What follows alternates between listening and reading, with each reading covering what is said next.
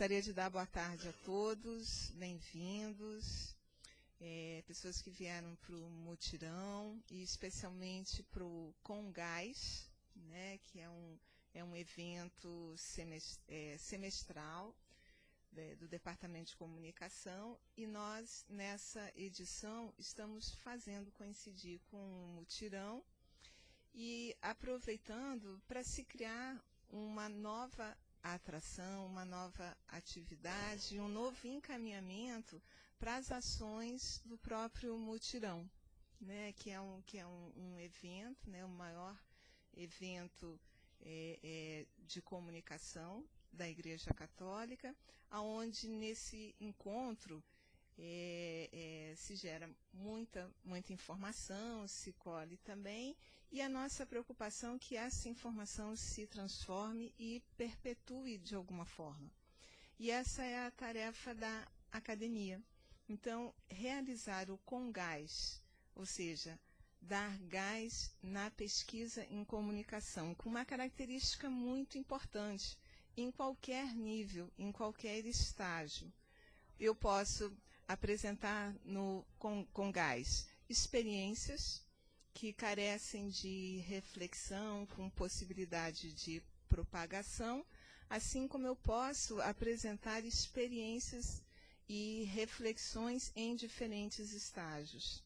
Então, o Congás convencional, a principal diferença é que profissionais e estudantes de comunicação, em qualquer estágio da sua pesquisa, se reúnem para poder elaborar melhor, para poder ter um melhor direcionamento. E nessa edição a gente vai poder ter contato com práticas que envolvem a Igreja Católica e seus representantes. Hoje nós vamos começar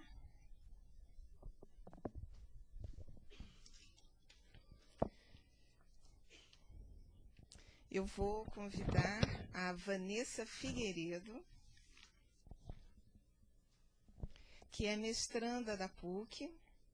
Ela vai apresentar o trabalho Mediadores no Twitter, a atuação como lançadores de tendências e formadores de opinião, sua relação com o público e os meios de comunicação de massa. Então, eu vou pedir que a Vanessa já se posicione e, enquanto isso, antes que a Cláudia infarte, achando que... Eu gostaria de apresentar e, ao mesmo tempo, agradecer a participação dos membros do consórcio de orientação, que também é um outro diferencial do Congás, que é esse retorno em tempo real. Ou seja, professores que são especialistas em comunicação vão poder se posicionar. E esse posicionamento significa essa prática que você desenvolve é uma prática muito interessante e mereceria uma reflexão maior, a continuidade nos estudos, você deveria fazer uma especialização, um mestrado, ou esse mestrado deveria desembocar num doutorado, você deveria escrever um livro, você deveria publicar um artigo. Então, a partir de uma prática, ou a partir de uma pesquisa, muitas vezes pode ser sugerido que essa pesquisa, essa reflexão, se materialize no que a gente chama conhecimento aplicado. Então, é uma tarefa muito árdua, porque é um retorno em tempo real. Já na terça-feira a gente fez isso, então eu gostaria de agradecer imensamente o Arthur Ituaçu, que é professor do quadro principal, Departamento de Comunicação da PUC, jornalista formado pela PUC, mestre e doutor em Relações Internacionais pelo Instituto de Relações Internacionais da PUC, e foi bolsista Fulbright na Universidade da Carolina do Sul, nos Estados Unidos. Gostaria de agradecer ao professor José Eudes Araújo Alencar, que também é professor de jornalismo e métodos e técnicas de pesquisa da PUC e nas faculdades integradas Hélio Alonso. Graduado em comunicação pela PUC, em artes cênicas pela UERJ e em ciências jurídicas pela UFRJ. Tem mestrado em políticas de educação pela PUC, onde também cursou o mestrado em Sociologia e Política e obteve o doutorado em Estudos de Literatura. Aproveitar e gostaria imensamente de agradecer a presença do professor José Carlos Rodrigues, que é nosso professor querido do departamento, e a professora Cláudia Brutti também, que é uma coisa muito boa a gente poder ter os colegas aqui. Então, agradeço imensamente. Vamos?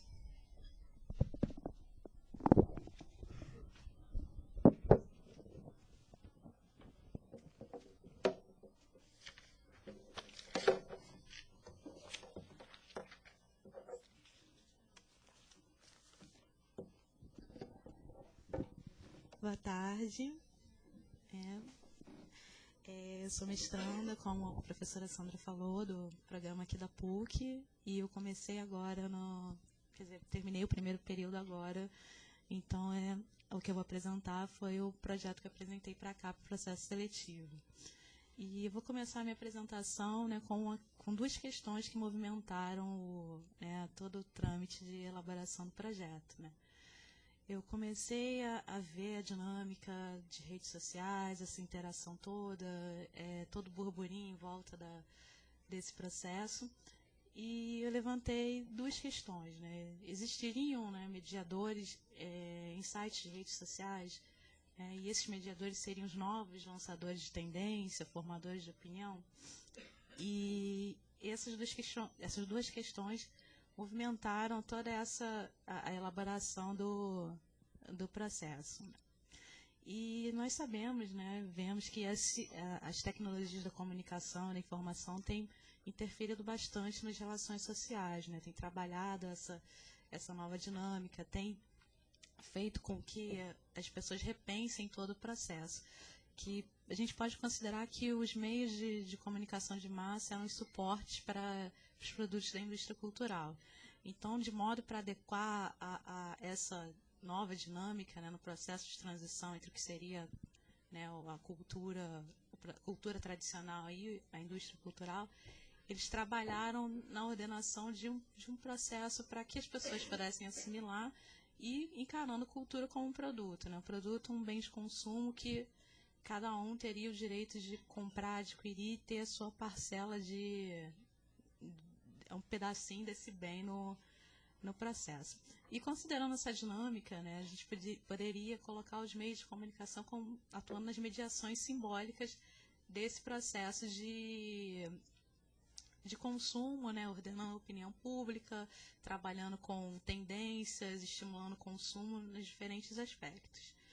Então, com a ampliação dos usos dos sites de redes sociais, especialmente o Twitter, né, que é o meu objeto de estudo, a gente pode ver que essa centralização, né, que a gente observa com os meios de comunicação de massa, ela sofre um certo afrouxamento, porque agora todos dispõem das mesmas ferramentas, dos mesmos mecanismos, dos mesmos canais de distribuição, e se encontram no mesmo patamar, dividindo as mesmas audiências, né? A audiência em potencial que está ali pode eventualmente consumir aquele tipo de informação e interagir também na difusão dessa informação, né? Então, o papel, né, da produção de informação, da produção de cultura, ele alcança um patamar em que todos, né, assim, apropriando um pouco o que Goffman disse, as pessoas são ao mesmo tempo plateia, né, estão ali representando um papel. Então, é muito fluido, né, você ao mesmo tempo é plateia, ao mesmo tempo você interfere no processo e você tem um diálogo constante. Então, os níveis de interação eles são reproduzidos de acordo com a linguagem disponibilizada por essas redes sociais, né? No caso do Twitter, você tem um espaço de 140 caracteres por cada tweet e você precisa sintetizar a sua mensagem para a sua audiência, né? Que seriam os seguidores e potencialmente as pessoas que acompanham que recebem essas mensagens, esses tweets ao longo do processo de interação, né?